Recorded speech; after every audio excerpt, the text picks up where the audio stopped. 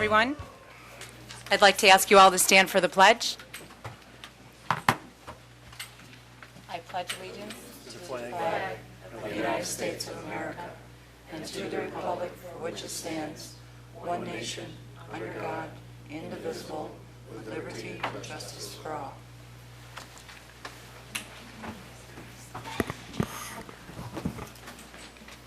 Welcome to tonight's planning board meeting. Please be aware of the fire exit, which is to your left in this room. In the event of an emergency, please move in a calm and orderly fashion down the stairs. Do not use the elevator. The meetings are recorded by the secretary for the purpose of a record and minutes, so please identify yourself each time you come to the podium and speak into the microphone. The board will follow the items in the order that they appear on the agenda, extra copies of which are near the door. After the case has been called, the applicant and/or the representative shall come to the podium, identify him or herself, and give his or her address, and then present their case. The planning board members will then have an opportunity to question the applicant. If this case is a public hearing, it will be open for public input, at which time anyone wishing to speak to the board regarding this application will come to the podium, identify themselves along with their address, and direct their questions to the board. Once all public input has been completed, the applicant or site representative will be given the opportunity to respond to any public input. Once all public input has been completed and all questions have been satisfied, the case will be closed to public input, and the board will then move on to a decision. No further input is allowed at this point. Michelle, would you like to call the first item? Thank you, Madam Chair. First item on the agenda is case number PB 1607-1.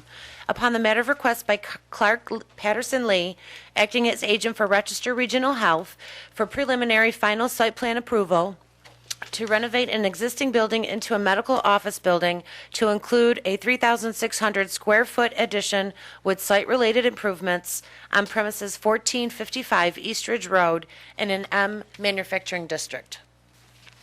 Thank you. Is the applicant here this evening?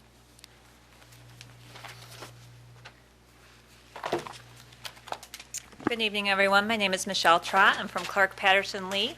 I represent the architectural firm. With me tonight is Robert Grubb from Rochester Regional Health and James Kritos from our firm, Civil Engineer. Address is Clark Patterson Lee, 205 St. Paul Street, Rochester, New York, 1607. So the project basically is an addition to the old Tops, which is existing building. We are adding 3,600 square feet to that addition for clinical office space. The building will be in total reuse structure and exterior walls, and occupiable space will be about 72,000 square feet because we will be adding a mezzanine to the level for office space. Elevations and the building will be meeting something called a LEED certification, which is a sustainable design we are looking at for the facility. With that, all materials will look at being reusable materials. We'll be looking at plans for rainfall. We'll be looking at the site conditions, all for sustainable design. So I do have some of those materials. We do have the elevations in color and the site plan. If there's any questions, and I can pass around the materials if everyone would like. Great. So this is one of the glass samples. This is the darkest glass sample that would be there. The other one is lighter.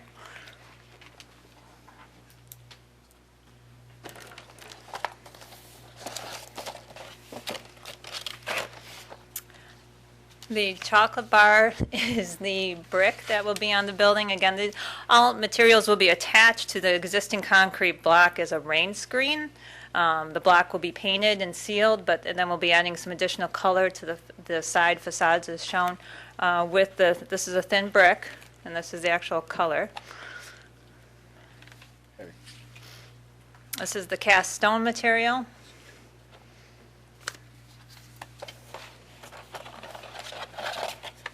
And then on the Goodman Street sides, we are using a panel that will represent glass but won't be full glass. This material does resist graffiti. It doesn't look like it right now, but is also provides that look of glass and richness of a new elevation to an old building.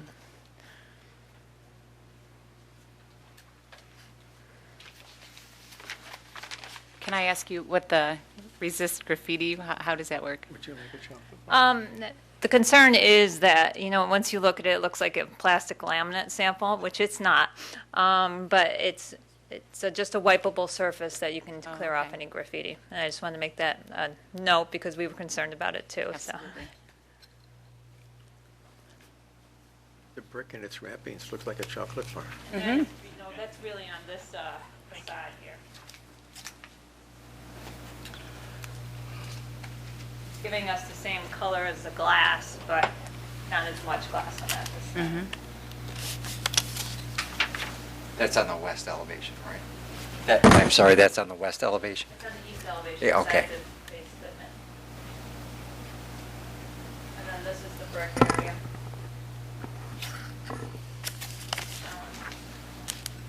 And since you're here and you brought it up, do you want to tell us just briefly about the LEEDs process and some of the uniqueness of this building, perhaps? Yeah, sure. So besides the materials and the resources that will be within, a lot of the resources will be within a 500-mile range that we'll be bringing into the building, and that includes ceiling tiles, flooring, carpeting, the glass you see, the brick you have. All those will be reusable materials. We will be reusing the building. Some of the points also look at the solar energy, so we'll be looking at solar energy. The hospital is looking at contracting a company for solar panels on the roof. Roofing will be a white roof to help with reflection of the sun. So a lot of different sustainable, good green design we're looking at for the building. Thank you. Are the sidewalks going to be impervious, or will they, Yes. so it's not going to allow any drainage through the sidewalk itself? I'm bringing the civil engineer up. Good evening. My name is James Creedicos. I'm a civil engineer with Clark Patterson Lee. No, the sidewalks will be just standard concrete sections. We are reducing the impervious area on the project by about 7,000 square feet, adding some more landscaped areas along the north side of the building and the frontage, and with some additional landscape features to help kind of break up the existing expanse of impervious surface out there now. Okay.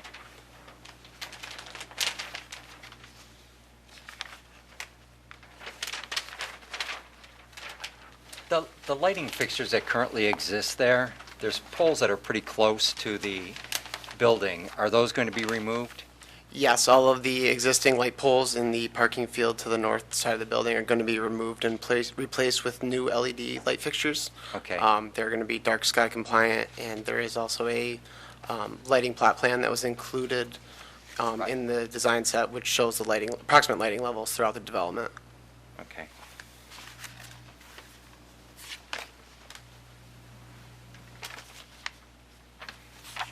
Bernie, do you have any questions you'd like to ask? The only question I have is, what's the time frame? When do you plan to start, and when do you plan to finish? We look to start construction later this fall. This project is a Department of Health project, so it will be under their review, but should be a quick review from them. It's a relocation of existing clinics from the main hospital campus over to this campus. So we're looking to start this fall, probably November. And No. how long will it last? 1-year duration with occupancy 2017, November, December 2017. December 7th? Thank you. Mary? I like the project. I like seeing something going in there. I did see your facility out in Webster, and it's very nice out there, and I'm sure you'll do the same here. Michael? Just a comment, but thank you for doing all the lead stuff on it. Hope it's 100% lead, but go for it. It will be a certified facility, so. Can you tell us a little bit about the signage on the building? We had a conversation, I know, Yes. at the workshop. Oh, yeah. So the signage is mainly going to be at the corner of Goodman. There is, it names Rochester Regional Health, sorry, at that side of the Goodman, so it's seen from 104 and Goodman Street.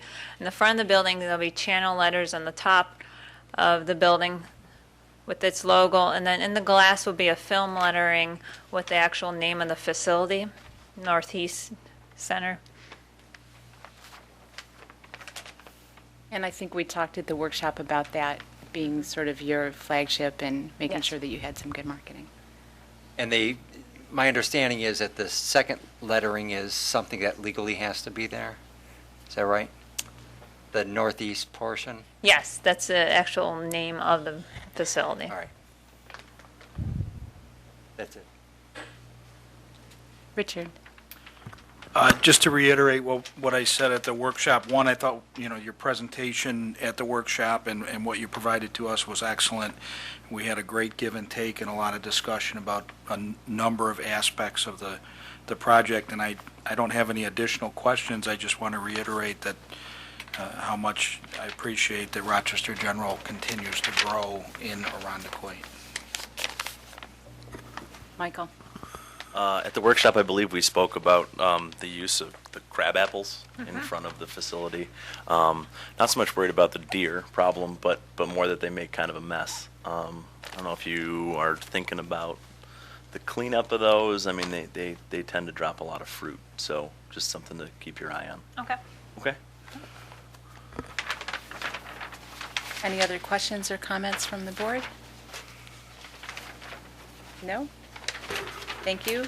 Seeing none, I'll ask now if there's anyone who'd like to speak to this project in the audience this evening. There's a number of trees that will produce the same kind of flowers that you might tell them that when we're done. Go ahead, you can. No one? All right, then I will close public input, the public hearing portion for now. So did everyone have a chance to take a look at the short form? Carrie, is there anything on here that you want to bring any special attention to for us? Not anything in particular. I would just point out that it's obviously a redevelopment of an existing site. It's actually increasing landscape area, reducing the amount of pavement, so it's obviously a positive. The LEED certification of the building certainly speaks to the environmental impacts associated with the project. And many parcels along East Ridge Road and actually throughout the town are located in what's known as a archaeologically sensitive area. But generally speaking, SHPO, the guidance there is that on disturbed or developed sites, that there's not a concern of them finding archaeologically sensitive material, and so it's not an issue for a project site like this. Thank you. Any questions or concerns or points that you would like to make, anyone on the board? May I? Yes. You mentioned the crabapple, and Michael, you spoke about it, but there are a number of deciduous trees that flower and don't produce the fruit. I mean, I'm sure you're not going to go up and pick up the crabapples and have a war like you did when you were kids, but there are some other stuff that grows comparable size, just as decorative, that doesn't produce all of the messiness of a crabapple. Thank you, Michael. Any other questions, comments? Nope. Then I would ask for a motion from the board. This will be an unlisted action. I'll do it. Thank you, In Bernie. regards to PB 1607-1, upon the matter of request by Clark Patterson Lee, acting as the agent for Rochester Regional Health, for the purposes of seeker, this would be an unlisted action negative declaration. In a second? Second. Thank you, Alan. All those in favor? All right. Aye. Anyone opposed? Anyone abstaining?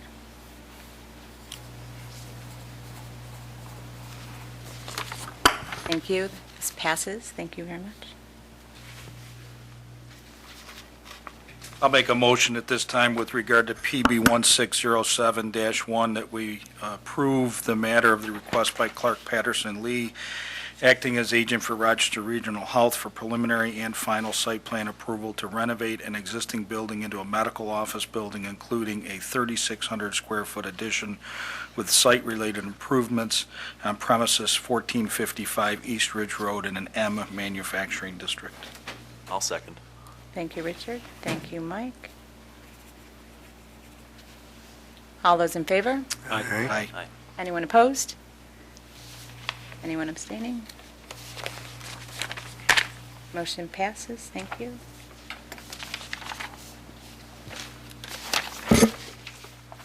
Thank you very much for your presentation. We look forward to breaking ground. Samples need to review. May I steal them from you? Thank you. This one's heavy. You've done a fine job. Here you go. Oh, my job. I dropped it on the shelf by mistake. Michelle, would you like to call the next item? Sure, thank you. Next item on the agenda is case number PB 1607-2. Upon the matter of request by Passero Associates, acting as agent for Mandanth Enterprises, for preliminary final site plan approval to construct a car wash facility and multi-self-storage buildings with site-related improvements on 1365 East Ridge Road in an M manufacturing district. Thank you. We'll give you a second to get set up. Okay.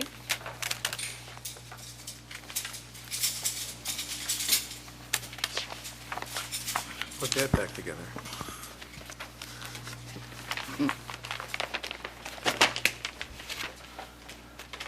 Go Gadget easel. Interesting. Yeah, I like it. You do. While he's setting that up, did we receive anything new about this particular building, or? Unless they're bringing it with them, I don't think so. Looks like that's what she has in hand. Daniele has something. Okay. Okay.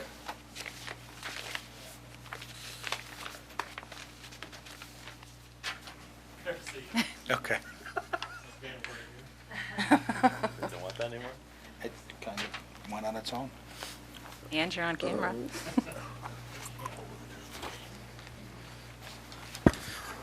Good evening. I'm Dave Cox with Pastoral Associates, the civil engineer, and also with me is Danny Daniele of Mandanth Enterprises. And we are here this evening for preliminary and final site plan approval, and as well as subdivision approval. The car wash does require a special use permit, which the town board set the public hearing last week, so that will be, I think, on August 18th or something, will be the public hearing to determine that. The project proposes an automated royal car wash in the front of the property, and then in the rear of the property will be self-storage buildings. There's kind of smaller single-story buildings and then a larger three-story building that will be climate-controlled. That'll be in Phase 2. The rest of the self-storage will be in Phase 1. It's a 3.4-acre property located at 1365 East Ridge Road. It is just east of the Hampton Inn. The property is zoned manufacturing. The car wash will have operating hours from 7 a.m. to 10 p.m., 7 days a week, with a max of 4 employees at any given time. The self-storage will allow lessees access 24/7, but the office for renting or questions will be from 8 to 7 p.m., and there'll be a max of 2 employees for that. The car wash is a very low impact use when considered to other types of uses as far as traffic. And the rationale of that is that a car wash is similar to a gas station, that it's passed by traffic. It's people already on the road that decide to see the car station and decide they'd like to pull in and get their car washed. So it's not a big trip generator opposed to a grocery store or some type of a restaurant or some things like that that are a destination that people specifically go to. We are providing cross access from the Hampton Inn and this parcel, and then we're also setting it up so that we can have cross access to the parcel to the east as well, so that people from the car wash could actually go out to the stoplight to exit, which is a little safer option. If I could just interrupt on that Sure. point. There's a memo here, and you're saying that you would like to have 1381 East Ridge Road consider cross-access. Have you approached them, had any discussions? Has there been any developments on that? Not right now, no. Okay, so at this point, we have no idea whether the owners of that parcel have any interest in that? Correct. Okay, thank you. The Royal Car Wash, as you can see from the pictures, is definitely a lot nicer than some of the more typical Mike, car washes. Oh, I'm sorry, can you hand him the portable mic right in the corner right there, please? Thank you.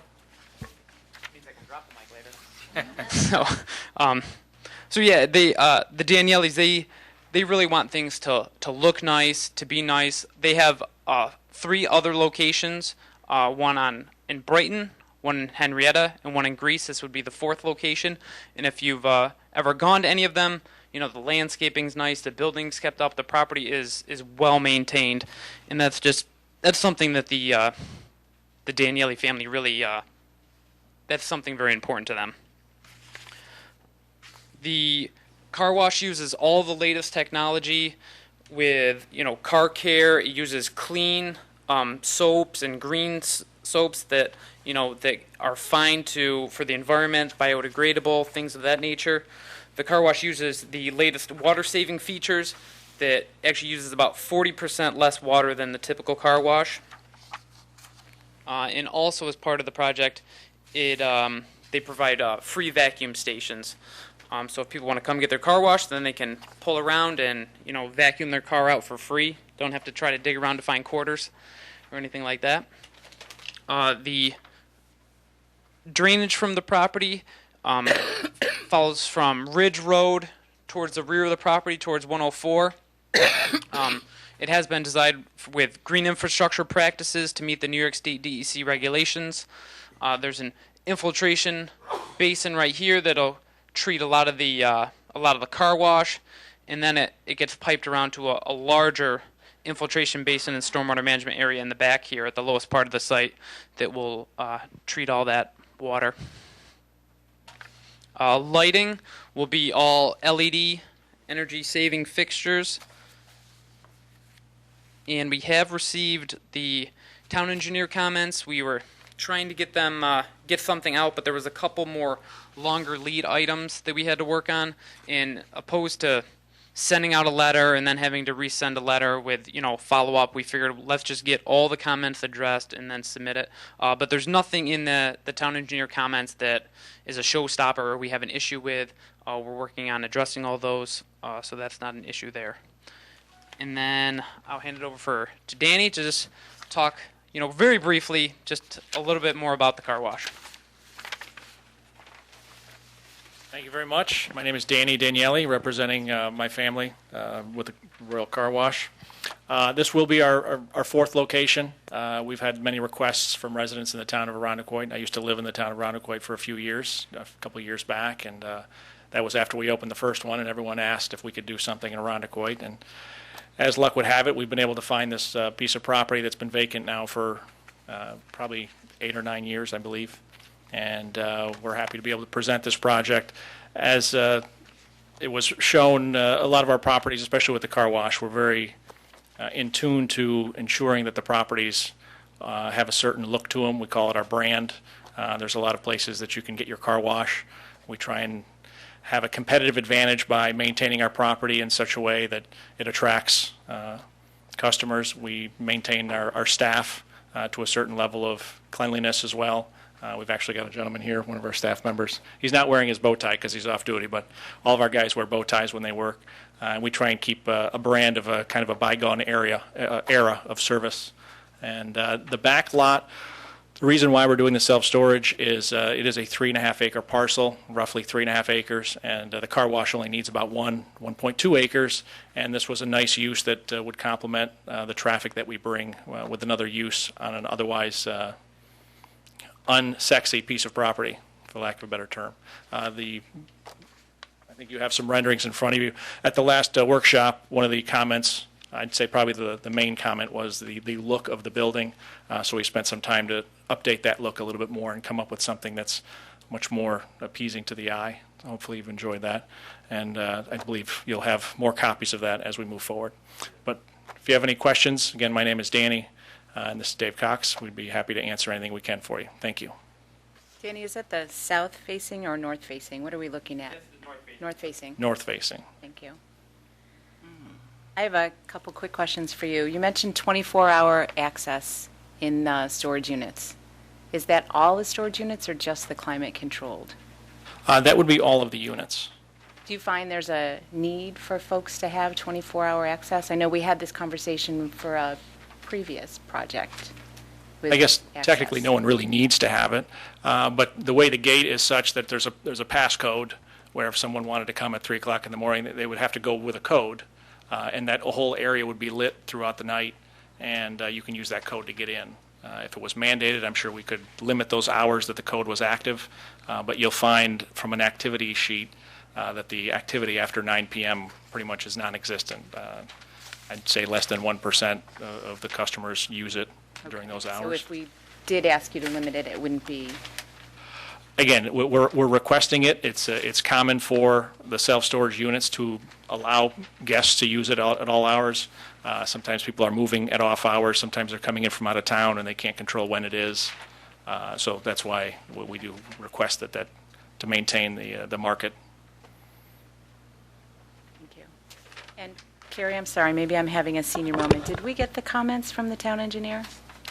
I believe, I believe the comments were submitted probably right before workshop.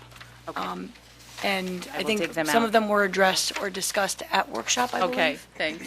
Senior But moment. it sounds, and just as another, just a quick point of clarification, this board is reviewing for preliminary and final site plan. Subdivision approval is not something this board needs to contemplate. For subdivision approval is only warranted by this board when it's a residential subdivision. And this is commercial, so that's handled administratively. Internally. Yep, thank you. I have a couple more quick questions, and then I'll Sure. turn it over to you. You mentioned the green soaps and things, so I'm assuming that you have all phosphorus-free products that you're using in the car wash? Yes, and we can't really take all the credit for that. The car wash industry in general has moved towards that because there's many municipalities that request the exact same thing. The same with our water usage. We've gone a step further in that we do recycle some of the water that we use inside, not all of it. Our Monroe Ave site does recycle a little bit more, but we found a happy median. Right now, we average probably about 40 gallons of water per car, where the industry standard is normally in the mid-70s. And if you do it at home, it's about 120. So don't get your cars washed at home, Don't wash at home. boys and girls.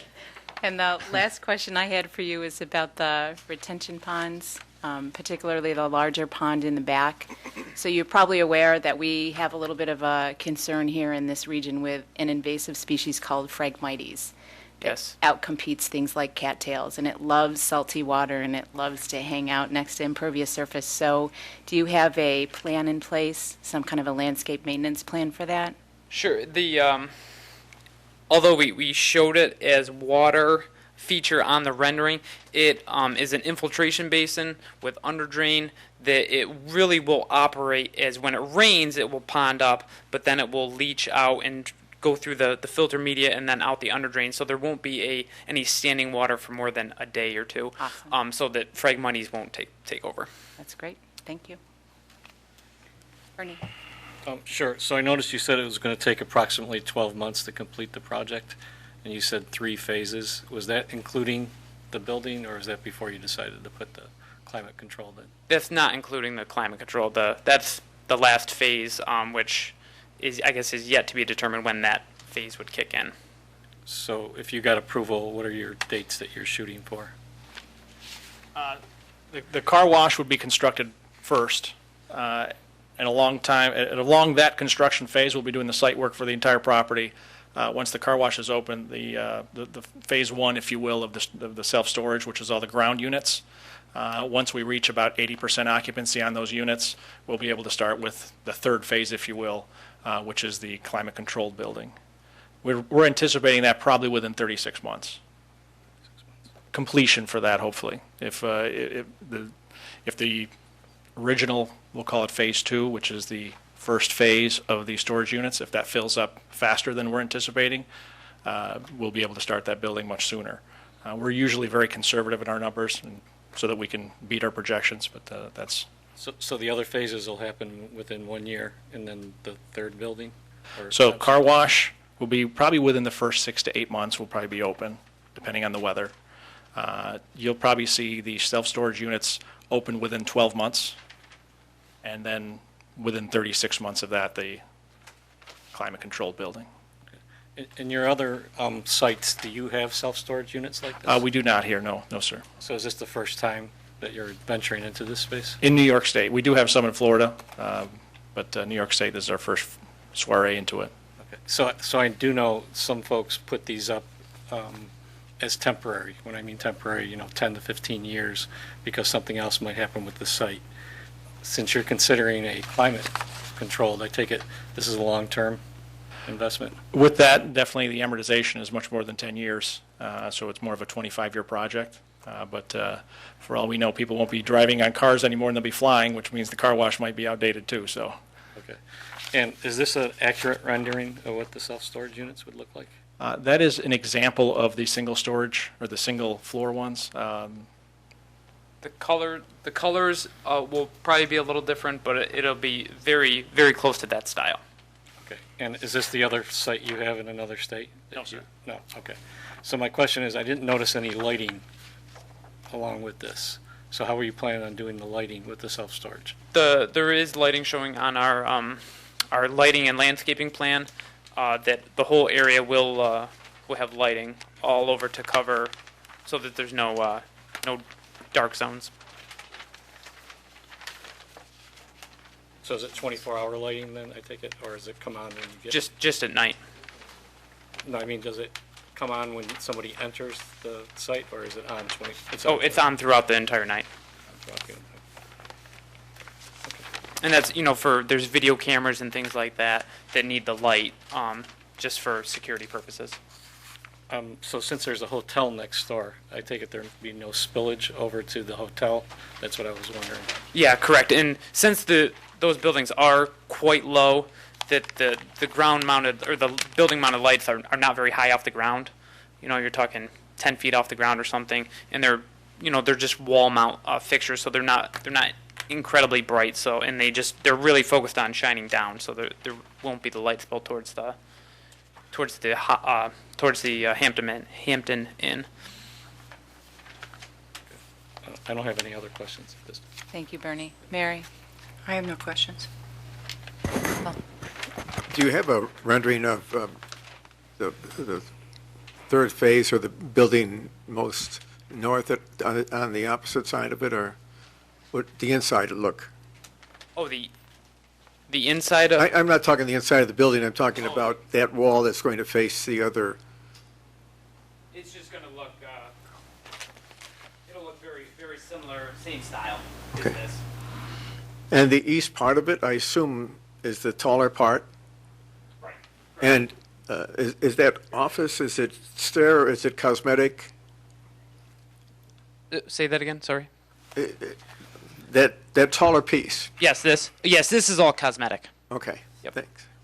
It really was to try to have it fit in and have a similar theme is the Royal Car Wash. Okay, That was the thanks. intent of that. I'm all set, thank you. Just quickly, and lighting plans for the taller building? That will still have building-mounted lights as well, just maybe 10 feet off the ground. Thank you. Alan?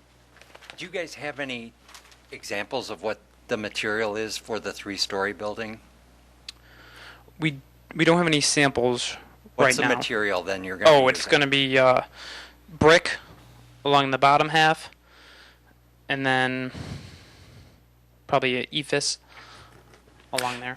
Our discussions have been to have it stone masonry for the first 4, 5, 6 feet, depending on different areas of the building. There will be some steel, and there will be some ephes. And the idea is, again, to bring in a very similar architectural style as the car wash some of It'll this, be on the ground level where nobody's actually going to see, right? I mean, the traffic that's going to go by is going to see floors 2 and 3, would be my guess. they'll be looking at mostly EFS and steel. Except for the tower will be all brick. The tower section they will see. Over here. All right, and then what's the west side of that building looking like? The west side you will see, it'll more resemble just this. Just what? Just this right here with the brick along the first and then the EFS on the second and third. So the brick will wrap around, so it's facing the hotel Yes. property also. Yep. I imagine we'll have all 4 sides for the public hearing. We'll make sure that Well, we do. when we submit for Right. to the staff, yeah. You don't come back before us. Right. You don't come back Right. for us. Okay, very good. When we submit these building elevations and revised plans based on the town engineer comments, we can submit all 4 sides. Just as a point of clarification, this applicant also needs to go to the town board for a special use permit. Yeah. Right. And so that public hearing has been called and will be conducted at the next town board meeting, which isn't until August. Will that include a site plan review?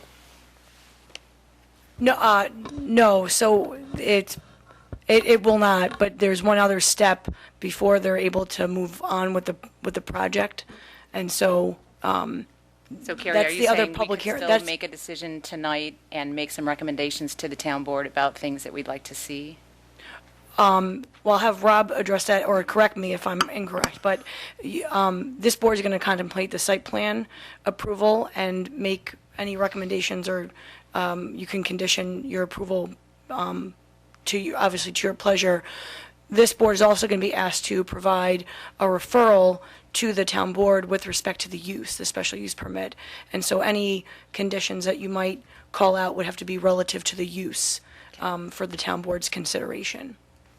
And just to follow up on what Carrie said, if this board feels that the town engineer comments are significant and could potentially have an impact on the site plan as it's laid out currently, or there would be design changes that you'd like to see again, you can certainly hold off on taking action tonight and defer until next month. That's what I was just going to bring up. In the time I've been on this board, we've never reviewed and approved a project for a 3-story building without 4 side elevations, lighting diagram, landscaping diagram, material samples, some indication of what the footprint of the building is going to have. Unless the applicant is willing to, and I don't even know if they can do this, break this down into phases for our approval, or unless they're willing to table it, I'm not comfortable. I mean, I'm quite confident in the end you're going to have a 3-story building that we're going to like, because I can tell by the other projects you do that they're very nice, and what input we've had and interplay back and forth has been very positive, and you've responded to all our requests. But I'm not comfortable approving a 3-story building without more before us. Well, what we could do is kind of, because since that probably, like Danny was saying, that 3-story building probably is not going to happen for three years down the road or so, and so he's not really going to unleash the full design of that until that happens, until they're ready to go. So maybe it would be appropriate to not include that in the approval, and we come back before the board with the 3-story building at that time. And we'd be okay with that. And I wanted to add that, and I apologize, we don't have all the different renderings for that building. It's the third phase, and a lot of times we like to see how the property's going to look, and once everything's all set, then we can start to get some really good visuals. Even when we have this one here, it'll probably end up changing. We'll come back and say, hey, we want to do it this way, we want to make it a little nicer. And at the same can time, separate it was only 2 weeks ago, we asked you to Right. change the whole Right. design of the building. So we appreciate what you did to get it this far, but I think I would be more comfortable parsing that out and making it part of another application, or tabling today, whatever you prefer. And I think we're okay with that. Rob, can we do that? Yeah, I was just going to say, if the board is inclined to approve a phased site plan, I just want to make sure that you all feel comfortable with the fact that you have sufficient information from a seeker perspective to evaluate the environmental impacts of the whole project, including the future build-out of the self-storage, because there could be potential segmentation issues if you don't feel like you have sufficient information to complete the seeker process with respect to future phasing. Well, I think we have a good idea of the size, the scope, the use of the building, the traffic, I mean, the usual things. I'm more concerned about the design issues. I think we probably have enough for seeker personally, but that's up to everybody else. I'd be leaning that way. Want to take a straw vote? Has anybody got concerns about that, or? Well, in a straw vote, I'm certainly in favor of looking at a complete project, but if we could vote on part of the project and then that three-story building at a separate time when you're ready to build, I mean, in the meantime, it's grass and you're maintaining that. And Mike, would you be Comfortable making the seeker determination for the whole build-out based on the information Oh, we yes, have? yeah. Okay. Yeah, I'm Okay. sorry. That Yep. was the question. I missed it because I Sorry. was trying to figure out what the hell EFS is. And just No, as I a- thought Painted- that was a pitch in baseball. Painted styrofoam, basically. That's what most buildings are made out of. And just as a point of clarification, so if the board moves forward with conducting the seeker review for the entire project, and then does does final site plan approval for some phased portion of that, in the future, the seeker that was prepared tonight would actually be used and referenced for future board action, just so there's no confusion. So that determination of significance would stand, and then only any changes to the project that were contemplated would be addressed in seeker in the future. And this board has had some experience with that, with other development in town doing the phased approvals. Yes. Thank you, Carrie. Just a question for staff. What day is the town board public hearing scheduled for? It is scheduled for, I will tell you in one moment. It's August 18th.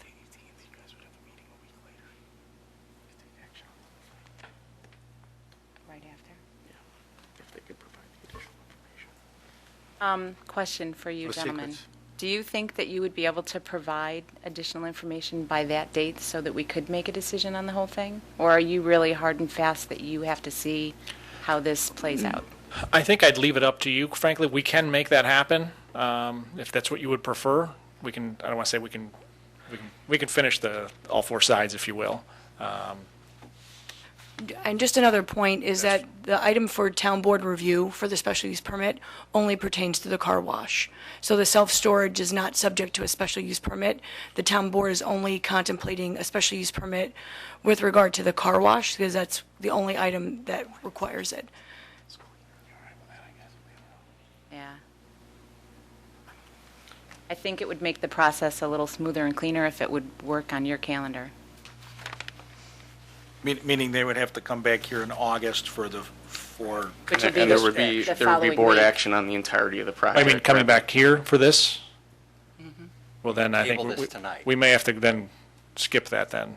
We are in a time crunch with our friends Exceed Financial, who was a bear trying to purchase the property from, so we're under a Okay. very limited time segment with them. Okay. They're from California, and they play by different ethics, I guess. So that being said, as much as I would agree with you that I'd like to get it all done, we are a bit on a time crunch where we have to make a decision. And if it was okay with the board, we would keep that separate then. So then I'm going to go back to the board and say, are we comfortable making a seeker determination on the full build-out this evening, and then making some other decisions based on just Phase 1, and it sounds like Phase 2, and eliminating the other building? Well, I thought we agreed just a few moments ago that the seeker approval this evening, under the circumstances you just mentioned, Part 1, the wash, Part 2, the 3 or 4 buildings in the back, and then Part 3 would all be covered under tonight's seeker approval. Can be, if we're comfortable with that. Yep. So it doesn't require another seeker process at all then? not seeker, but it would require site plan Site approval plan for review. part Yes, three. yeah, no, that I understand, but not seeker. Correct. Just for purposes of clarity, the town board would be issuing its own determination of significance with respect to the special permit. So there would be a separate seeker process at the town board. Separate from our process. But we would be done with seeker. Correct. Michael just wants to be done with seeker, no. I couldn't agree more, Mr. Palermo. So are the rest of us pretty comfortable with that? I'm okay On the with seeker that. issue, I'm fine with. I just had a few more questions about the rest of the phasing of the project. I was told that there was going to be no tractor-trailer traffic in the back. Is that still the case?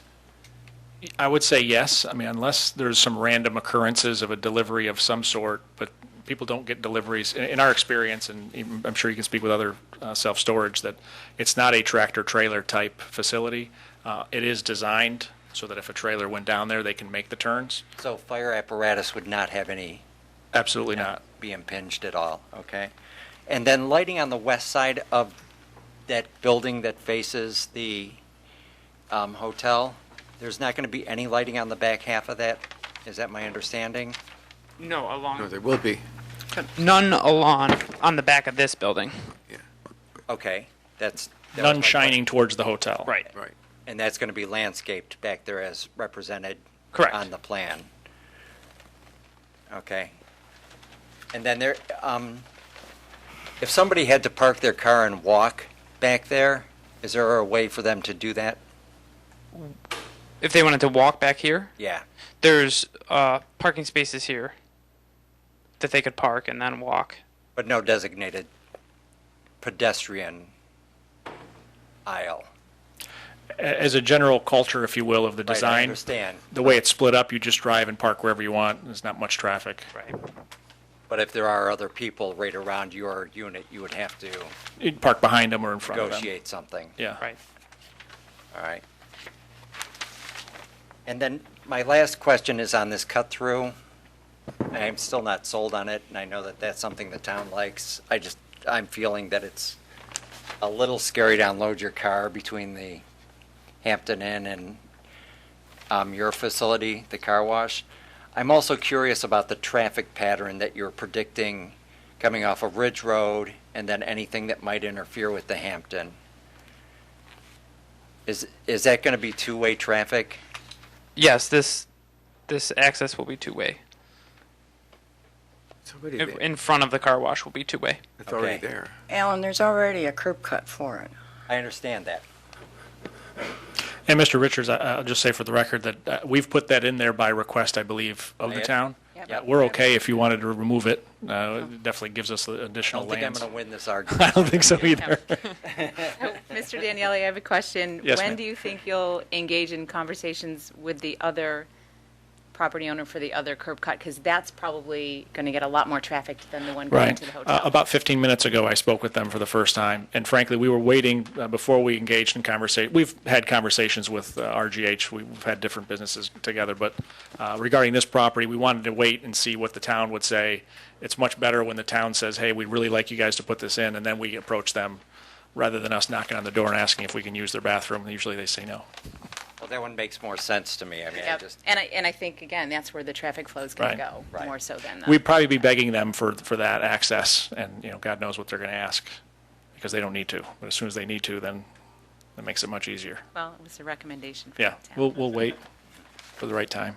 I'm actually through. Thank you. Okay. Richard? Just picking up on the cross-access, being familiar with the parking lot area of Bank of America, I just, for the life of me, without a major reconstruction of their parking lot and changing where most of their patrons park, I can't imagine how cross-access is going to work across their property. So I'd be shocked if they're interested in doing that. We did spend a lot of time on traffic flow and how it's going to work, and I'm very satisfied with that, especially with the volume of cars going through, and we talked a lot about volumes. Hours, I understand it's much more appealing to sell this as a 24-hour storage area, but I have concerns about people banging stuff around and storing stuff and unloading and loading. And I know these things get used by commercial enterprises to deliver bread in the morning and store stuff. And I have a problem with it being next door to a hotel and being open 24 hours. I would love to find a way to have you agree to cut back on some of the late night hours here. The other issue I have, are you comfortable with the snow storage in the back? You're pushing down snow from all the way from the west to the east end and piling it in a 10-foot area. Are you guys comfortable that's going to work? Actually, this site, of the 3 car wash sites we have, this being the 4th, it's ironic you asked the question, we've never had this much extra space. Normally, we actually have to truck away some of the snow during the big storms. Right. On this property, we actually have all this space. We have the big retention pond in the back.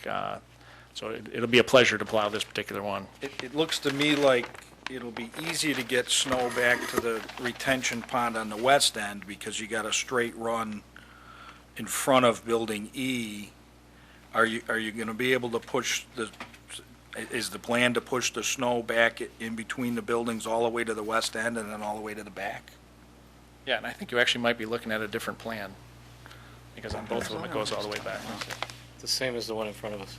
We're looking at sheet 6, I think. Yeah, right? it doesn't look like you can get it back here because that's grass and end of the building, so you're going to have to push it this way and then all the way back. Yes, I mean, with the loader, it pretty much moves it wherever you want. Okay. The funny part is that you have 2 proposed building E's on this design. I don't have anything else, thank you. Mike? Yeah, I just wanted to ask you, where are you planning on staging, I guess, the office for the storage facility during Phase 1? If you're not building I'm assuming the 3-story building is going to have the office in it. That's correct. Correct? So where are you putting the office before you build that building? Our plan is to use the Royal Car Wash offices we have there that's manned. We actually open much earlier and close much later than the typical office hours, and we've already discussed it internally, and that's one of the synergies that we're getting from the property. Okay, great. The other concern I had, and I don't know if this goes in with the site plan approval for the 3-story building, but I'll ask anyway, that you only have 2 parking spots there. I guess that's going to necessitate people, if you have 2 people looking to, I don't know how many people clamor for storage space at one time, but if you have more than 1 non-handicapped person, I think you're going to either get people parking in the handicap spot, or they're going to have to park over at the car wash and walk over. It's the end of the world, but you're going to be weaving in and out of cars if you walk over, you know what I mean? Well, and we do have, if those were to be filled up at the same time, they could park in the Royal Car Wash. Right, that's what I'm saying, but then they're cutting across where the cars are, I mean... One of the other items that difficult for us, the average self-storage unit is about 40 to 50,000 square feet. Sure. This is a kind of a micro storage unit. Once it's all built out, including the 3-storage building, we're at, is it 35,800? So it's a much smaller piece, especially with just the, if you don't include the 3-story for the initial. And again, that's part of while we're growing, once we get to the 3rd phase, we may say, you know what, maybe we don't even need those spots. Maybe we need 5 or 6 spots. Just something to think about. Absolutely. I think that's part of the second phase, so I don't think you need to worry about it right yet. The other thing I remember you mentioning during the workshop is you were thinking about heated pavement at some point here? Yes. Right? Yes. Where was that exactly? It's the first 20 feet entering the car wash tunnel. So that's what I got with entering the... And then 20 feet exiting. Okay, so coming in and coming out. And how are you planning on heating that? What is the method, I guess? Are you using propane heat? Are you using electric heat? Are you using... It's a glycol system. Okay. We currently use at all the sites, and it uses the natural gas to heat. Great. Okay. The glycol is just so the water doesn't freeze. Yeah, absolutely. All right. I guess I should let my engineer speak. I'm going to cut your bill in half, just for the record. The record. I'm all set, Kimmy. Thank you. Billable hours still at hour. I forgot one thing I wanted Go to ahead. talk about is the signage out front. Describe how about that's going to be? Yeah, it's going to be the pylon sign that you see there. Okay. That's what we're going to go with.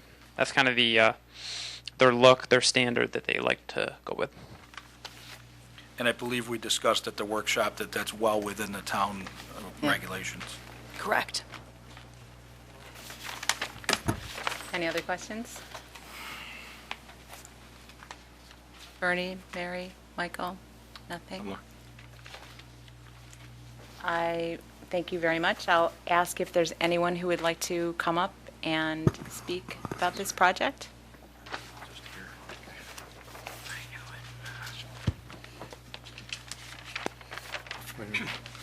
John Kaufman, 249 Hoffman Road.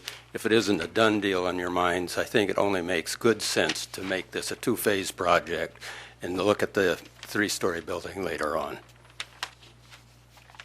Thank you. Anyone else? Hi, Frank Magnotta. We're at Cherry's Jewelers and Arundecoit Mini Storage across the street. And overall, it appears to be a great project going forward. They've done great things in the past with the Royal Car Wash, and it's all done to a really great standard.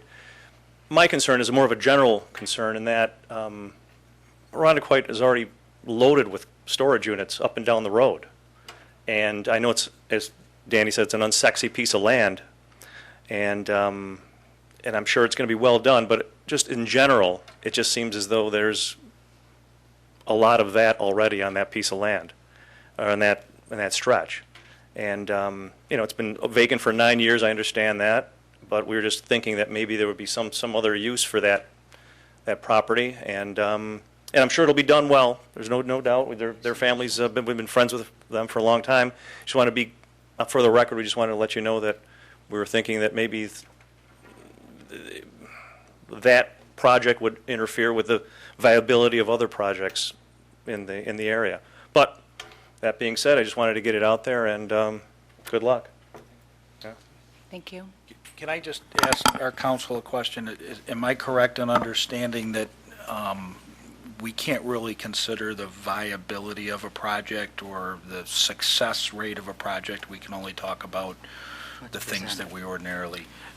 That's correct. The only component of this project that's subject to use approval is the car wash, and that's before the town board. This board is really just reviewing the site plan and the layout, and not necessarily the uses. It's a permitted use in this district. So even if we were of the opinion that Arundecoit was completely saturated with self-storage units, that's not something we can consider? That's not a basis on which to, yeah. Thank you. Thank you, Richard. Yes, sir. Am I talking to this now? Yes, sir. Okay. I'm a resident of Arundecoit, and the name is Majuli. As far as your storage unit goes, I'm against it. It should be more remote, because you're going to have a lot of transit people going and using that.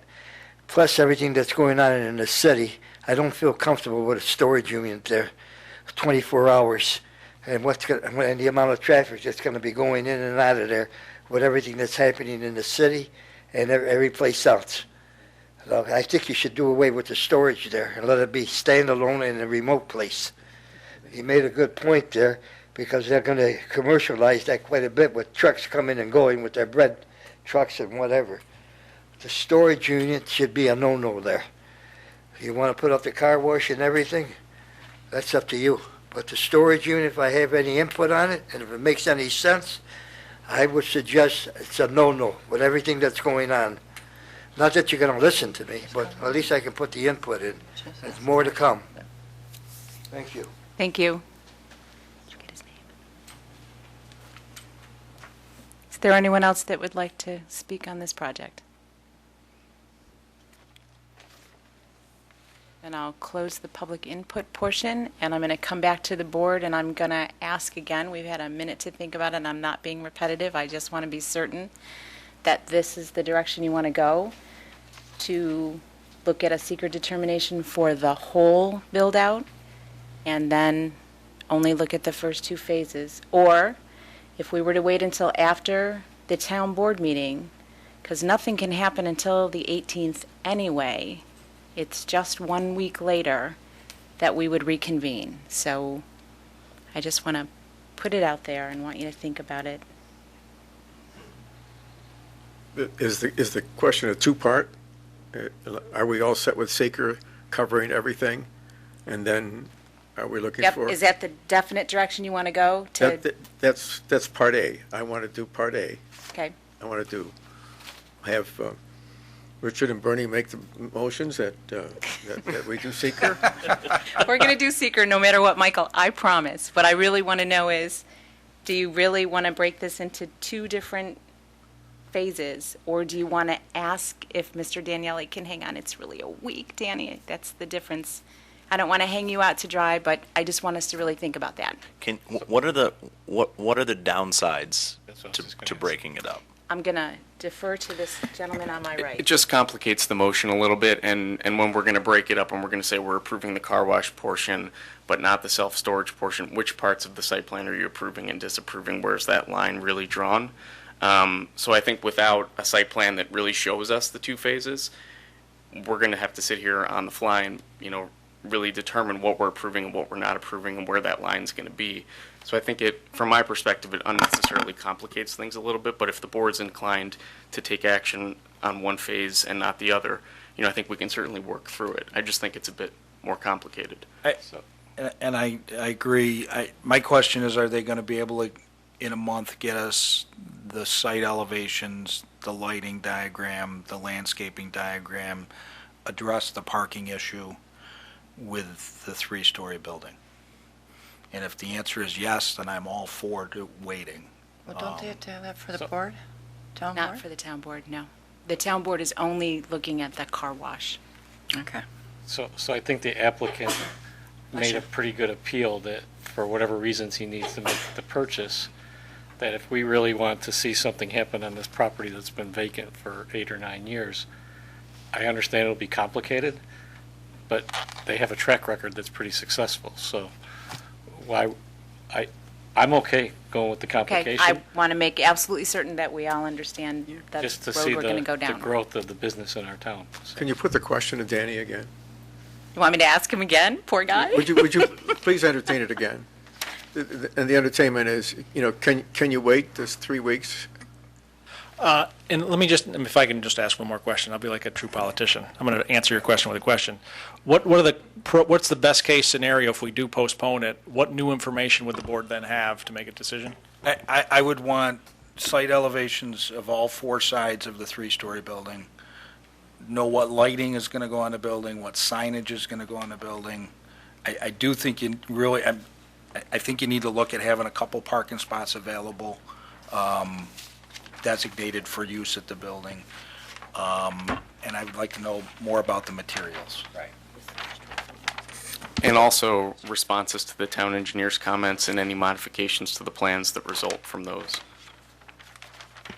And you may even have the agreement with the next door neighbor at that point. Possibly. Is that doable in that time frame? You're the one with the Crayolas. Yes, it's doable. If we can put a man on the moon, we can do that.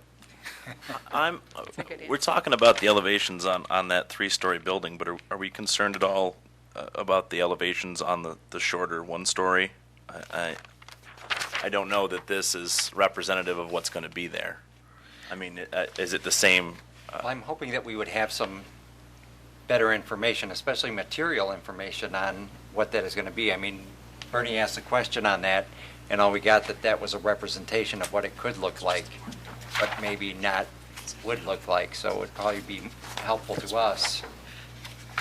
I don't think we need elevations for all of those buildings. One, it's repetitive, and two, I mean, those are pretty standard buildings. That's an industry standard right there, where this three-story building is not something we've seen before. It would be my position. Okay.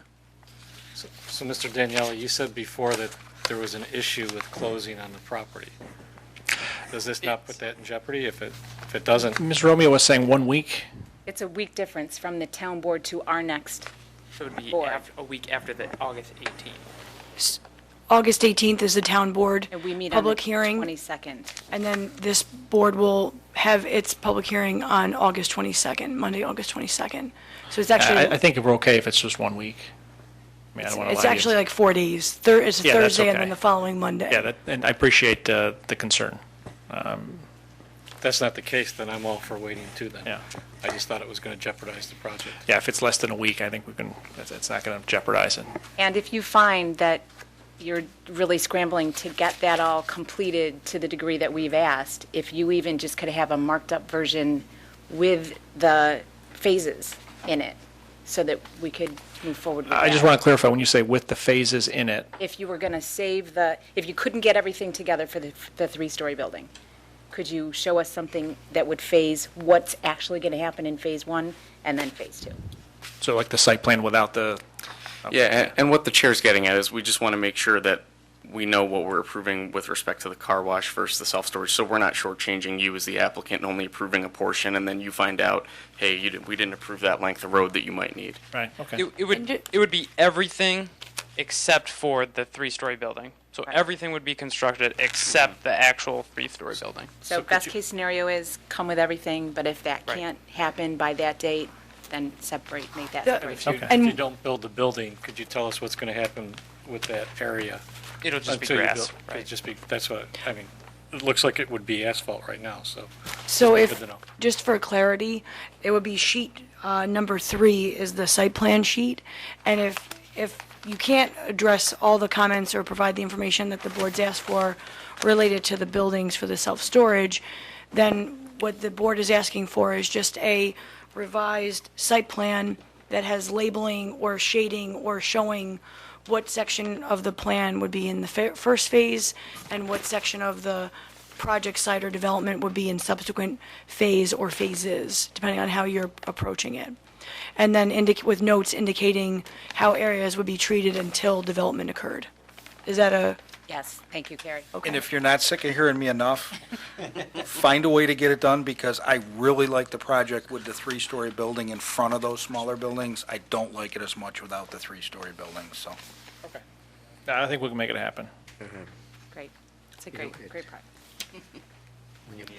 Motion. Yes, please. In regard to PB 16, They have to I'm ask sorry. the table. Sorry.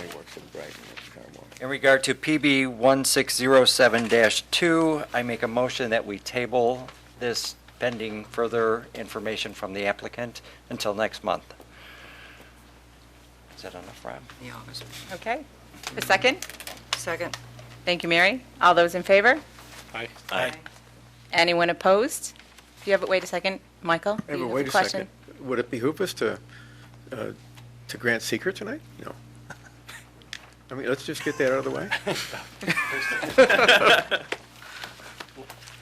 My understanding is it would complicate it, right? Is what I Yeah, read. yeah, sorry, Complicated, I I'm in feel favor. your passion. Thank you. Anyone opposed? Start I to was think with you don't like I seeker, was Michael. with you the whole way. All right, we passed, thank you. Thank you, we appreciate your time. Thank you. Thank you. What I would recommend is that the board take action on the agenda item that's lower on the agenda with respect to the recommendation for the special use permit, so the town board can take action at their meeting. Thank you. You're welcome. So I'd entertain a motion? So, in regards to the town board referral? Yes. Do you want me to read it? Oh, go ahead. Yes. I'm sorry. Town Board referral upon the matter of request by Pastor Associates acting as agent for Marandanth Enterprises for a special use permit to operate a car wash on premises 1365 East Ridge Road in an M Manufacturing District. We don't need any presentation on that, do we? Okay. I'll do a second to Bernie's motion. So in regards to the town board referral, upon the matter of request by Passero Associates acting as agent for Mardanth Enterprises for a special use permit to operate a car wash on premises 1365 East Ridge Road in an M Manufacturing District, approve it to go before the town board. Going to second that? You'd either want to offer a positive or negative referral for the Town Board to issue the special use permit. Correct. A positive referral. Thank you. Are you seconding the I'm positive referral? seconding the positive referral. Is there Second. any comment? No. No. All those in favor? Aye. Anyone opposed? Thank you. It passes. Thank you. Next item on the agenda is case number PB 1603-3. upon the matter of request by Land Tech Surveying and Planning, acting as agent for Lighthouse Point Property Associates for preliminary final site plan approval, Woodlot Environmental Protection Overlay District EPOD permit and floodplain EPOD permit to construct a 125-unit multifamily apartment development comprised of two 4-story 54-unit multifamily apartment buildings with ground-level parking and one 3-story mixed-use building with an 18-unit of multifamily apartment development and 8,000 square feet of commercial space on first floor, a 2-story clubhouse with pool and site-related improvements on premises 951 and 1027 Thomas Avenue and 45 Pattonwood Drive in an RH River Harbor District. Thank you, Michelle. You can have the floor, Ellen, but first I just want to say that I was under the assumption that we now have the new combined EAF, but I didn't think you had any new information to present, or do you? sir? No, I don't. Okay, I don't. okay. My understanding is that that would have been sent out to the city and any other involved agencies, and we're waiting for designation of lead agency. That is Which we've correct. been trying to do So- since October. Yes, well, we're still in a little bit of a holding pattern, but with impeccable timing, as Carrie walks in, I'm going to ask her to address where we are with Lighthouse Point. Okay, so as this board knows, a revised EAF packet was submitted to the town on July 11th. It was circulated to, actually to the boards here at town, Planning Board and Zoning Board received their copy that evening. The following day, the electronic version was circulated to all interested involved agencies. The City of Rochester received a hard copy binder of the revised packet. We are awaiting a response from the City of Rochester regarding the lead agency request from this board. That has not yet been received. It's my understanding that the letter is in the process of being prepared, but was not yet finalized. So as soon as that information is received from the City of Rochester, it would be circulated, obviously, to this board. It would also be circulated to the applicant, and then we would be able to move forward with seeker from there. So at this point, we're still in a holding pattern because this board cannot declare its lead agency until until it has gotten the consent from the City of Rochester. Correct. Or Thank you. the time has passed and they haven't responded. Thank you, Carrie. So that being said, I'll take you off the hook for a moment, and I will reopen the public hearing. And Can open, we ask some clarifying questions just real quick? Or no? sure. This is a real simple one. Go for it. So procedurally, the description as it's written today no longer matches what seeker is. So do we have to have two different motions? Seeker is much bigger than what this describes. This kind of goes back to what the original Right. proposal was. Go ahead. Yeah, so I can address that. So the reason the seeker document addresses the potential for full build-out is to avoid any chance of segmentation, because the project site encompasses both land in the City of Rochester and the town of Arundequite. That's one of the reasons why the City of Rochester is an involved agency. The brownfield cleanup site lands in both. And now we're trying to avoid segmentation, so it's intentional that the applicant addresses the full scope of the build-out. This board will only have to contemplate the development that's physically occurring in the town of Arundequite, and in the future, if the portion that's located in the City of Rochester was to move forward, then if the project exceeded any of the thresholds that were outlined in this seeker process, then they would have to revisit seeker with the City of Rochester, and the town of Arundequite would likely be an involved agency in that action based on the requirement to access through town-owned land. That piece of property in the city is actually landlocked. So seeker is bigger than the site plan in this instance. So my question was much simpler. Okay, so The question was, if we were going to do seeker and we use this description, it no longer describes what we're doing.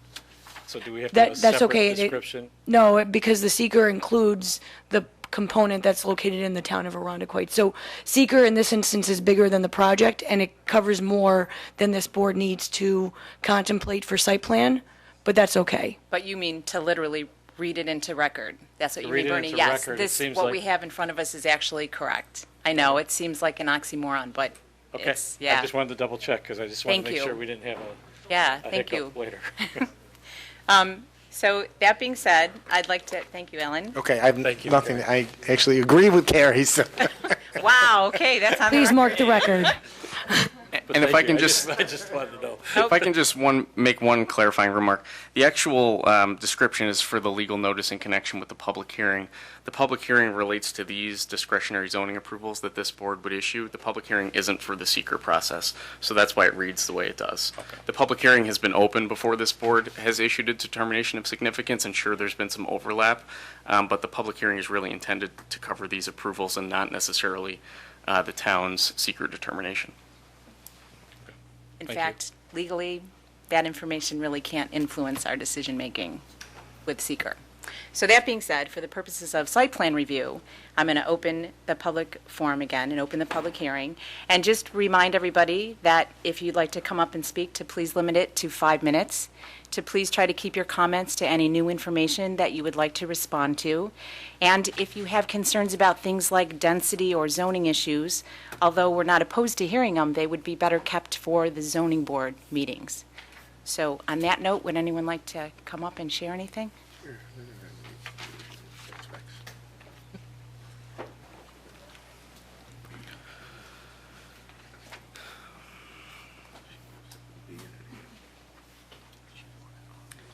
My name is Dorothy Broach. I live at 70 Beacon View Court.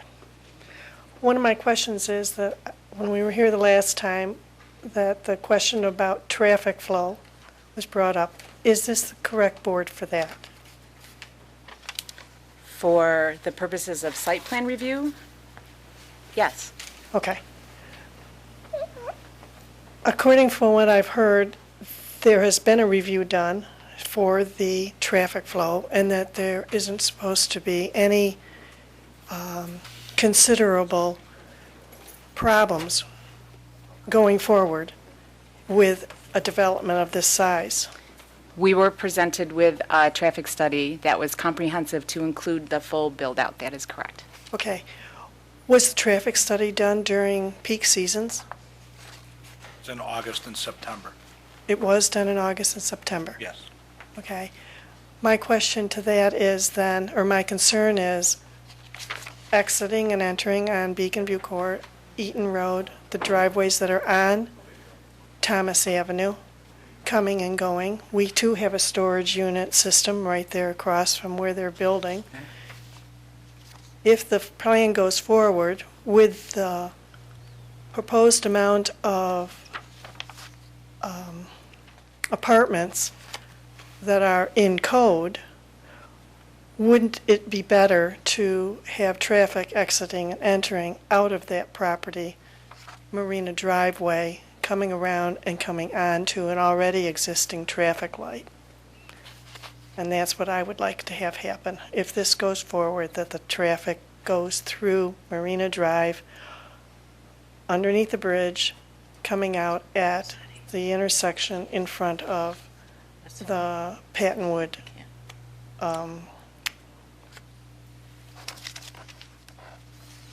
Haramas. I don't know the name of it right this minute. So that's what I would like to say. Thank you. You're welcome. Would anyone else like to speak?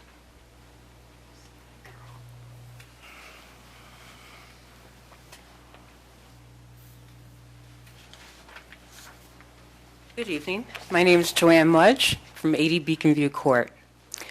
I understand about density, about being repetitive. I don't believe that my talk will be repetitive. It's a new revelation after reviewing the EAF again.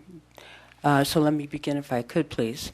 I am here to oppose the project. Once again, we must state the town's calculated allowable maximum apartment size is 85, not the 95 units that is stated in the EAF, as calculated by the developer. Although there are 3 lots named in the Lighthouse Point project, only 2 lots are located at 1027 and 951 Thomas Avenue. Will have apartment buildings. The 3rd lot at 45 Pattonwood Drive will not have an apartment building. The town's area density calculation applies only to 951 and 1027 Thomas Avenue. The 45 Pattonwood lot should not be included in the calculated allowable maximum apartment size, since no apartment buildings would be built on this lot. I questioned the developer's use of adding the 45 Pattonwood Drive acre to increase the acres in calculating the maximum allowable apartment unit size from 85 to bump it up to 95. I ask you, board members, if this type of square footage manipulation is common practice in our town? The developer is asking for a 47% increase in the maximum allowable use. That's 125 units over 85 units. This is beyond acceptable. Has the town ever granted a variance of this magnitude? If so, what were the circumstances? Please have these projects, if this has happened before, please have them available at the next meeting or maybe through the building department so that we are in the known. Now, a review of the developer's drawings reveal these buildings, excluding roof structures, will be 70 feet in height. The building's height is apparently necessary to accommodate this extreme project size of 125 units. So you see, it is dovetail. They're interrelated, density and height of buildings. So it's hard to separate them. On 2 undersized lots, those 2 that I referenced on Thomas Avenue, these buildings would tower over our neighbor and change the character of our homes. I will also be presenting this comment to the next Rondequoit Zoning Board members as well. Thank you very much. And I will give you a transcript to the secretary, and there's a calculation of the density and a reference to the code. Thank you. Would anyone else like to address the board? Good, 4 minutes. Please bear with me because I'm not educated in these matters.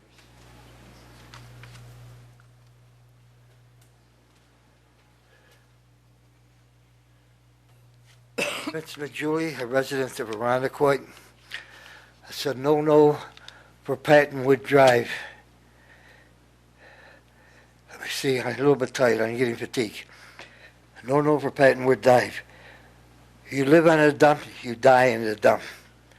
It is most likely than unlikely that it's hazard to your health. Now with that, I don't think you should be building all these apartments.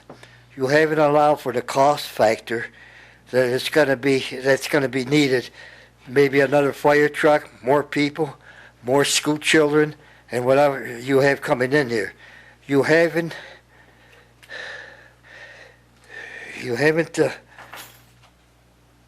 figure out what the benefits are. Now, if you're going to build there, I would suggest 1 acre, 1 house. You got 15 acres, 1 house.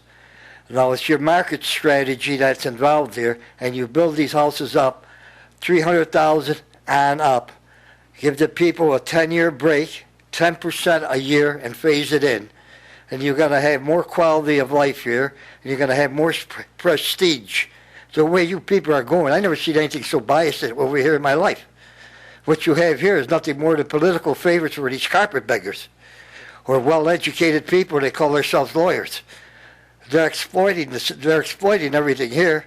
These people have. What is the rate of return for a loss of life? They already have given you a blank check for 3 years or 4 years in the service. They've come out with 1 arm or something, or lost a member of a family. Now you got a cancer clustered over here, and what are you going to have? You're going to have birth defects, stillbirths, and everything else. Now, on your lease and on your property deeds, it should be saying that this property has been contaminated and you're buying a house or you're building on a dump. It isn't a question of buyer beware of what's happening here. I don't know how best, I'm not educated in these matters, but I have been outside your building here with a sign, and I stand on the corners, and I definitely believe in that. It is most likely than unlikely that people, that is a hazard. It's a hazard to your house, and it's going to continue to be a hazard.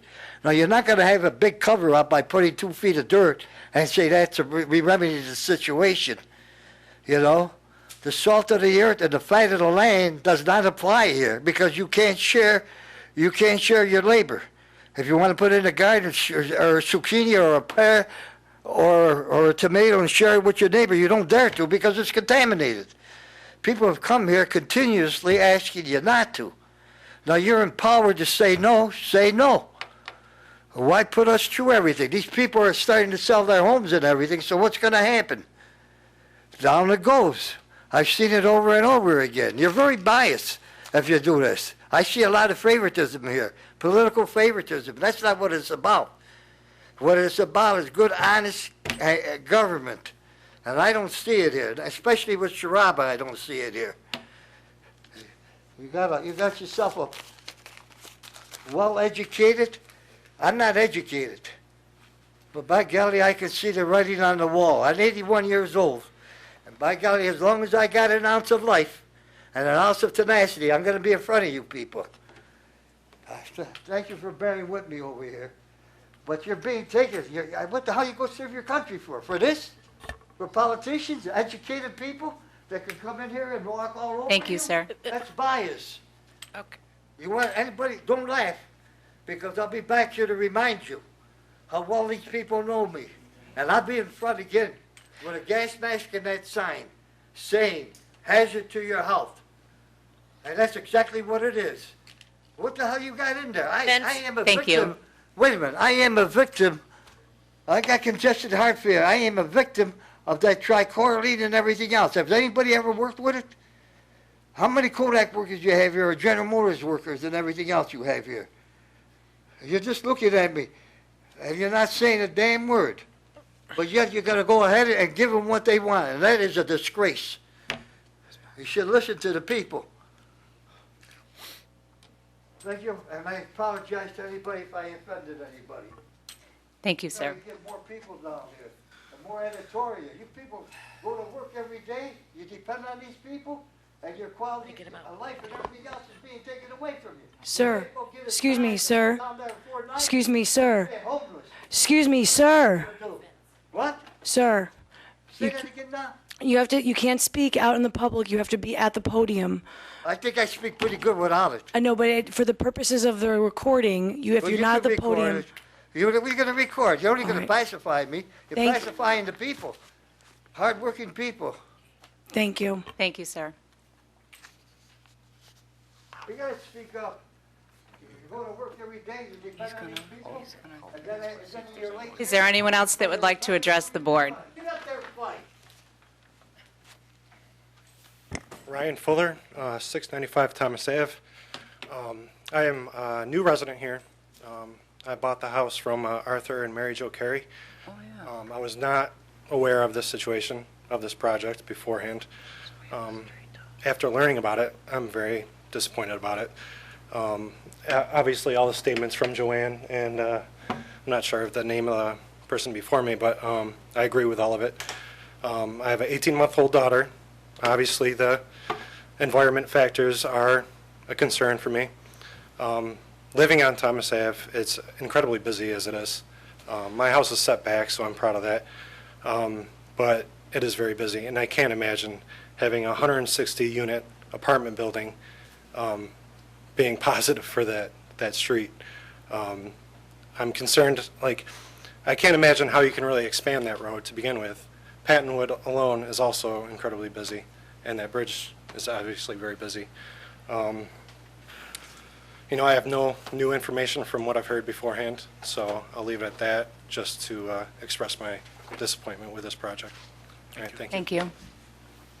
Would anyone else like to address the board?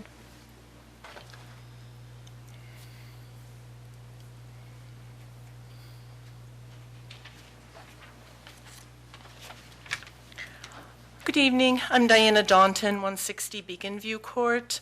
As this gentleman said, I don't have a whole lot new to say. I've been listening to these hearings for quite some time now. But when we moved in 25 years ago, I loved the area because we backed up to the river. It was a reasonably quiet area. And the idea of putting so many apartments in that area just really blows my mind. One of the first things I remember hearing when I started becoming more aware of the hearings through Joanne, was somebody said, it's one of the last undeveloped pieces of land in Irondequoit. And that kind of threw me because I thought, well, what's wrong with that? Can't we have some undeveloped land in Irondequoit? Because it's a neighborhood. It's supposed to kind of have a small town feel, which it does. We've raised our children here. Almost all of them are raised here, and we kind of liked the idea that we knew our neighbors, we knew the area, and it didn't feel like it was too urban. So that's one of my concerns. But I also, kind of resonated with me the idea that other people have put up, that apartment living is transient, folks. They're not people who are going to be somebody that I'm going to get to know or going to get to talk to, or if it were my children who were small, that's going to get to know my children, that's going to see them grow and comment on how much they're growing. They're people that are coming in and out. So it's not like a neighborhood. It's more like people who are living down the block that you don't know, and a lot of them. And then the question of the life expectancy kind of the apartments. How long are they going to be viable? When is it that they're going to start becoming empty? And who wants to live under a bridge anyway? When you look at the property, when I drive over the bridge every day to come home, I think, what would it be like to drive over that bridge and have these big, huge apartment complexes right in my backyard, basically. And that, because we do a lot of walking, and it just seems like it would, again, take away for the feel of the neighborhood. And the more I was thinking about it, the noise and the lights and that kind of thing, it reminded me my parents moved to Florida outside of West Palm Beach, and we go down there to visit them, and they're lovely buildings. It's just amazing, the gardens and the gated communities, but there's no room to breathe. Everything is right up on top of each other. And I kind of thought about that as I was thinking about this development, because there are going to be these big apartment buildings, and there's no open area anymore. We're going to walk out of our neighborhood into a commercial setting. We have our nice little plaza, but now there's going to be retail and restaurants and apartment buildings and, a lot more traffic. So that doesn't really feel like the neighborhood. It feels like it's busy, it feels like it's cramped, and it feels like people are invading our area. So those were my thoughts. Thank you. Thank you. Is there anyone else that would like to address the board?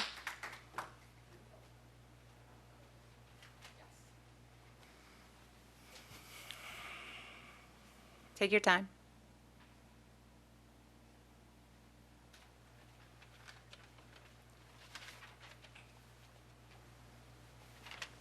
Hello, my name is Mary Ann Antos, and I'm short. I live at 170 Beacon View Court, and I've never spoke before, so I'm one of the many residents of Beacon View totally opposed to this development. I know everybody says the same thing, like the same old love song, but here we go again. What exactly are the net benefits for us, the homeowners, that we should be for this development? None. Why should we want a monstrous 5-story high-rise apartment building out of scale with the amount of land available that serves only a few? The site conditions mean greater risks and will be irreversible in their effects. We are not the only neighborhood that does not want apartments and condos parked next to them like a big cruise ship with bright lights, noise, traffic, overflow of people, and a visual impact that would be associated with a large complex. It will dwarf its neighbors. Ask yourself when you go over the O'Rourke Bridge, what do you really want to see jammed up against the bridge, 5 stories high? I'm with the people of other communities in the city and suburbs, not in my backyard. Thank you. Thank you. Is there anyone else who would like to address the board?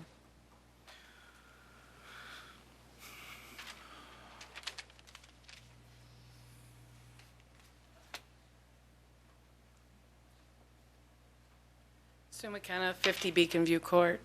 I guess I really just have a question, and I'm hoping you'll be able to answer.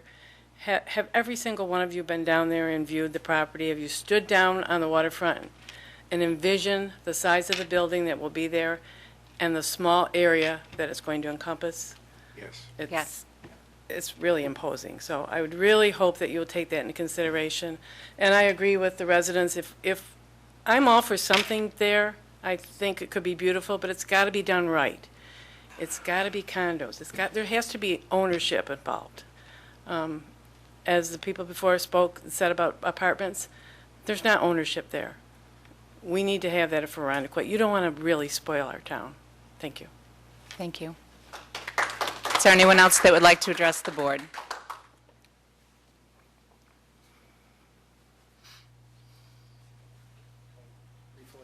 Go ahead. Thank you.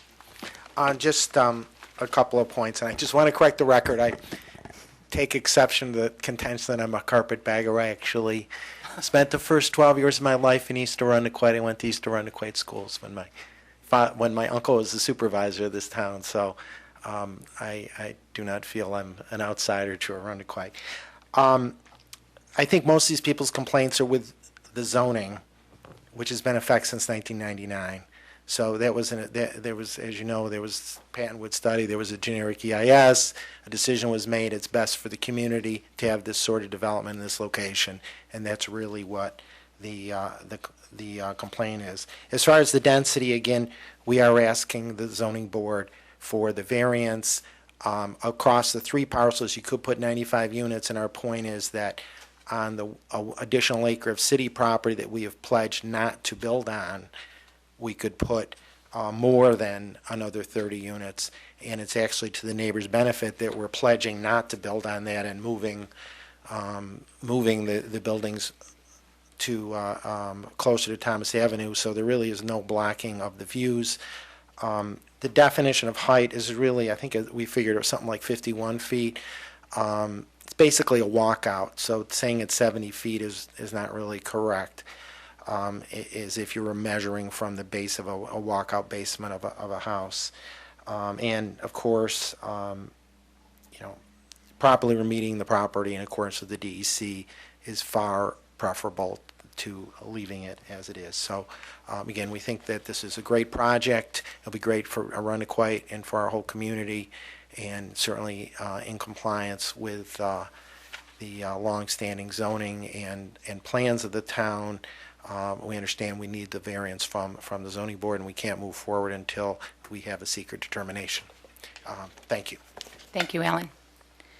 On that note, I'm going to turn to Rob, and I'm going to ask for some guidance on how we might proceed now that we have a new EAF. So, Madam Chair, in light of the fact that the developer didn't submit any new information tonight, and it looks like everyone that's out in the audience has an opportunity to have shared their thoughts, my recommendation to the board would be to table the public hearing. That wouldn't be closing the public hearing. It wouldn't foreclose an opportunity for any further public input on the zoning approvals that the developers requested. But what that would allow the board to do is focus on its review of the EAF and the materials that have been submitted, pursuant to seeker and make a determination of significance under seeker. Once that determination of significance is made, if it's a negative declaration, the public hearing would then resume, and we would entertain the discretionary zoning approvals that are on your agenda. If a positive declaration were issued, Not zoning, though you're making zoning, you mean site plan? the approval is required under the zoning code. Just to clarify for folks at home. The approval is required under the zoning code, the site plan approval, the EPOD permits, everything that's before this board, not the variances. So my recommendation would be that this board entertain tabling the public hearing so you can take action on seeker. And like I said, if a negative declaration were issued, the public hearing would then resume. If a positive declaration were issued, the developer and the town would undergo an EIS process, and there would be an opportunity for public comment as part of that process as well. So this in no way forecloses any opportunity for further public input, but what it allows for is the board to focus on what it is currently facing, which is a seeker determination of significance once we receive consent from the city of Rochester, assuming that they'll consent to lead agency status resting with the town. Thank you for that clarification. Does that help with where we're at? I know we've done kind of walk down two roads simultaneously, and sometimes that gets fuzzy, so I want to make sure that we're all really clear. So I guess I'm seeking a motion to table the public hearing until seeker has been concluded, and that the public hearing and the site plan review would then resume after. So moved. Thank you. Do I have a second? Second. All in favor? Aye. Anyone opposed? Thank you.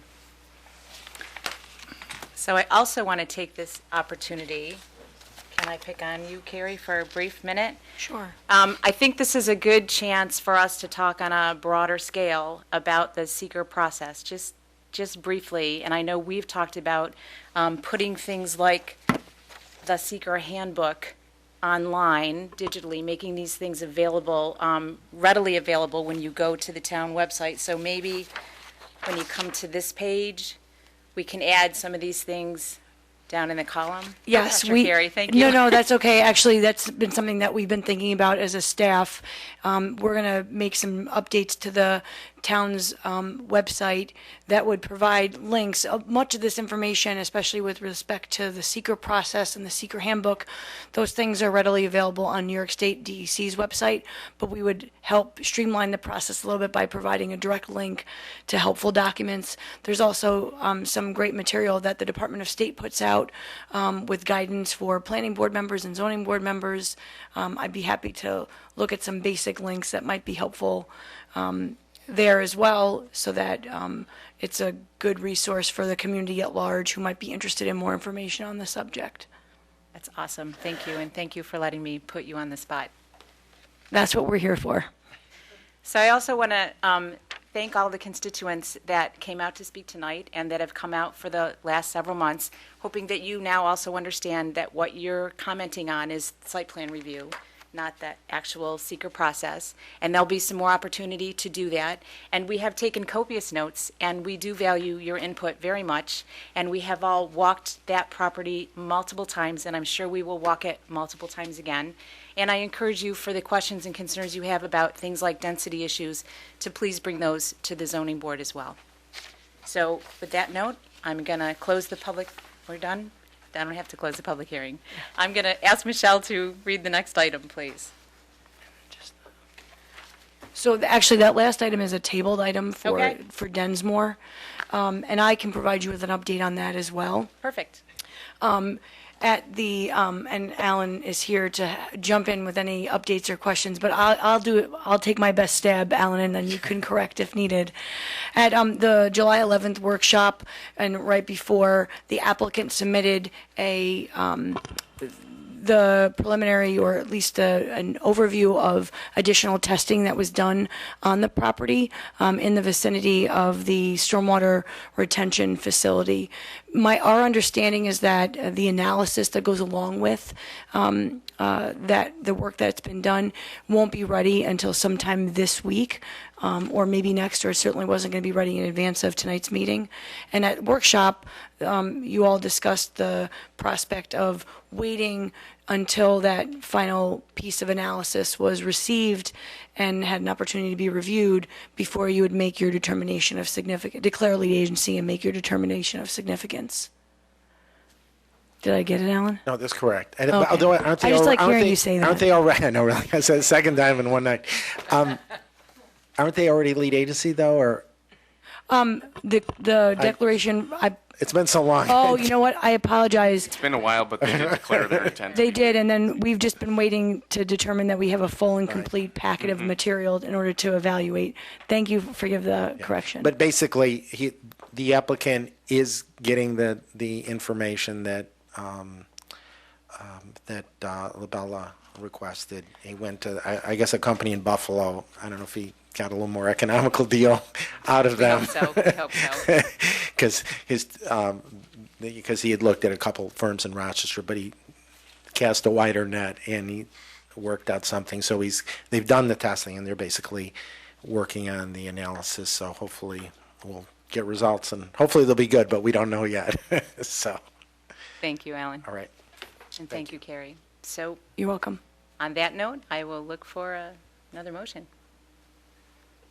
I'll move that we adjourn. Thank you, Alan. Anyone second?